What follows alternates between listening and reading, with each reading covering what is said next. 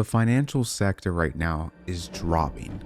A lot of big banks like Bank of America, Citigroup, and US Bancorp, including credit services like PayPal, and even investment banking services like Goldman Sachs, Morgan Stanley, and Charles Schwab's, a lot of these companies are being heavily sold out of fear.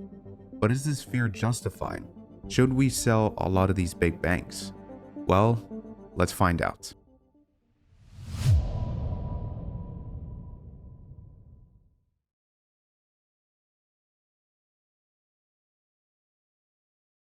Let's talk about a topic that no one wants to address in the market right now.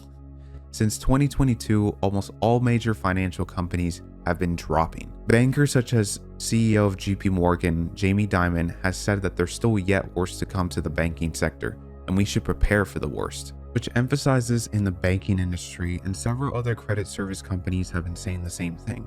These issues have expanded much more from post-COVID though.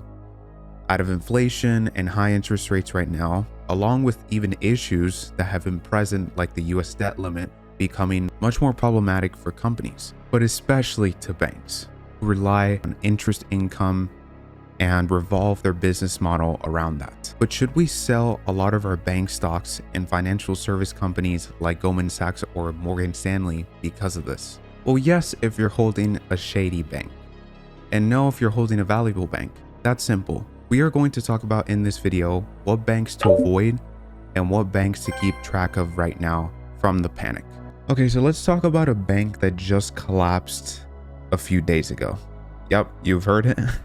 A bank just collapsed about actually 7 days ago. This is crazy, you know. There's been so many banks this year that have just been dropping and going bust, and I think this is one of the biggest reasons why everyone is panicking, because we've seen already, you know, Silicon Valley Bank, Signature Bank, Credit Suisse, First Republic Bank, now Citizen Bank, and different other banks have been collapsing. Now, why did this bank collapse? Well, first of all, this bank, it doesn't have anything to do with cryptocurrency, right? So some banks collapse because of cryptocurrency. This isn't the case.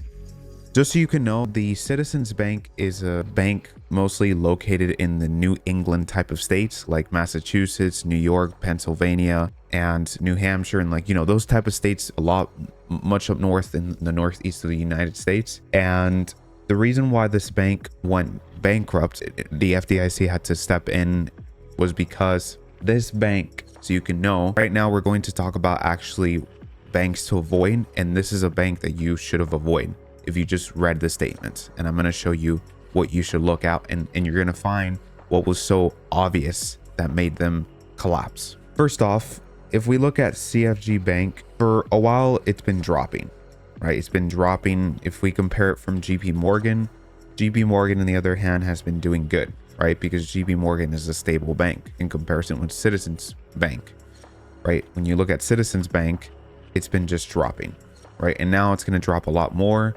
because of what happened in November 3rd, which caused its drop. The Citizens Bank is mostly a consumer bank, and it's also a commercial bank. About 80% of its revenue is comprising out of those two. Citizen Bank makes money by banking. But something that you should really understand about banks, most of all, and any entity that's very similar to a bank, like a regional bank, every single bank is very different compared to any other company. When you look at a bank is a highly leveraged entity. Every single time when you look at a bank's balance sheet, a bank is going to have a lot of depositors, right? That's how they get portions of their money. And banks have multiple ways of how to make money. A bank makes money by interest, a bank makes money by lending, a bank makes money by investing, a bank makes money by providing credit, which is the same portion of lending. So there's many ways how a bank makes money, and so by that nature, they're very leveraged. In comparison with a company like Apple or Microsoft or Google doesn't have to be so leveraged because it doesn't rely on that to grow. In comparison with a bank actually relies to grow from the leverage they take in, right? So whatever deposits that come in, when you deposit about $100 into your bank account, whether it's in Bank of America, Citibank, or JP Morgan, whatever it is, Chase, every single bank is always going to take about 90% of that money and they're going to invest it. So if you put in, for example, if I remember, Bank of America takes out about 91% of the depositor's money. So if you deposited $100 into Bank of America, they're going to take $91 and they're going to either invest it or they're going to loan it out. Okay. So that's the first two things that a bank does. And that's not a bad thing. They're actually required to do that because it grows the bank and it makes your money stable by that nature. This plays a bigger role when everyone wants their money back, which I'm going to talk about eventually. So you can understand the relationship between a bank, because a bank is a different way to analyze compared to analyzing a technology company, analyzing a consumer. Like let's say Amazon, it's different from analyzing Walmart. It's a different entity. Okay, so it's important that you know this stuff. All right, so let's dive deep down into what really caused Citizen Bank to collapse. Okay, so Citizen Bank, for the past few years, if we look at the statements, right, this is Citizens Bank's balance sheet. In the balance sheet, you're going to get the assets and you're going to get the liabilities. A bank is always going to have cash from banks. It's going to have investments and it's going to have net loans. Net in total, it's going to have assets, of course. An asset to a bank is the investment it does, and that could be bonds, that could be mortgage-backed securities, that could be state municipal securities, you know, that sort of thing. And then for the loans could be mortgage loans, real estate mortgage loans. It could be leasing financing loans. It could be commercial loans and consumer loans. That's how a bank produces money, by investing into it.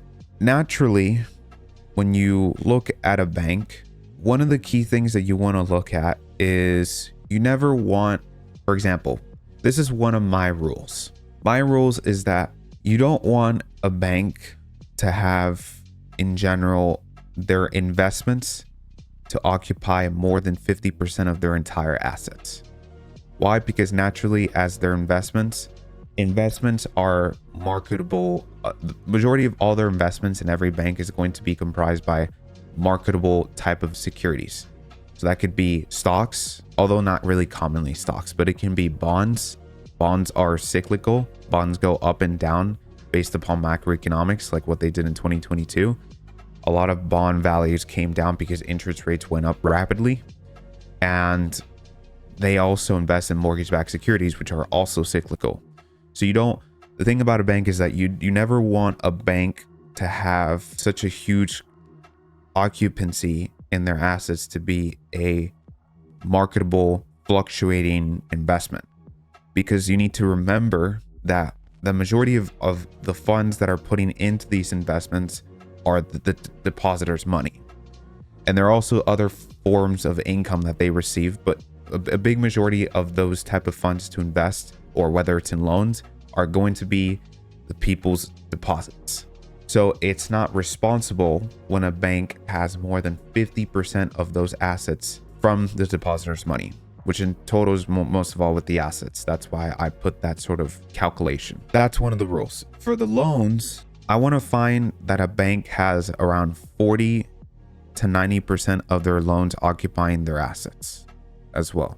I don't want to find a bank that has more than 90% of their assets in loans, because a bank is not like any other company. It's not like Apple. Apple can be able to, or like Tesla, Apple can be able to invest in itself heavily into just a few areas, primarily into one area, let's say, and it can grow exponentially. Why? Because Apple doesn't have to rely on people's funds in order to invest them. And when you put money in a bank, you don't want the bank to not give you the money back. You know, that's the whole point, is to keep your money safe. So that's the thing about a bank. However, if we do the calculation, does Citizens Bank have more than 50% of their investments in their assets? Well, 2022, which was the last reported year, which I usually grab. I don't grab 2023 because 2023 hasn't ended yet. So I'm going to grab the most recent reported year, which was this one, and their total investments have been 48. So it's 48, 841, and each of these numbers are in millions. So this would be about $48.8 billion. divide that by the total assets, which is about 226,733. Okay, so that makes up about 21%. Okay, that's good. As long as it's not more than 50, that's good. What about their net loans? So their net loans in total are 154,679. So that's about $154 billion. And then divide that by the total assets, which is 733. Okay, so that's good. Okay, so they're fine, right? Because they're not so highly leveraged on that. They're keeping their depositors' money safe. So you might be saying, okay, then what made it collapse? Well, the thing is, Citizens Bank compared to Silicon Valley Bank or First Republic Bank, each of these banks' biggest failure was because they had too much into one area. Now, even though we're seeing this in the statements that we don't see that, however, the problem is that this is where it's going to get a bit technical. And this is why you really have to do the due diligence. Apparently, Citizens Bank actually had almost all their net loans into out-of-state loans. You might be saying, what does that mean? What does out-of-state loan means? Well, for a bank, an out-of-state loan or let's talk about an out-of-territory loan stands for any loan that's outside of the bank's territory. So this bank is located in Iowa, right? And this isn't a bank like Bank of America or Citibank, because these banks are big banks where they're comprised by really internationally, or at least they're all over the country. However, in Citizens Bank's case, they're not all over the country. They're just solely consolidated into New England states like Pennsylvania and New York and such, and Massachusetts and Rhode Island and New Jersey. When they were basically lending out to industries, because that's what they were doing, when they lended out a loan outside of their state, outside of Iowa. And the problem with that is that the FDIC has tight regulations towards that. Now, the purpose of why a bank does this sometimes is because they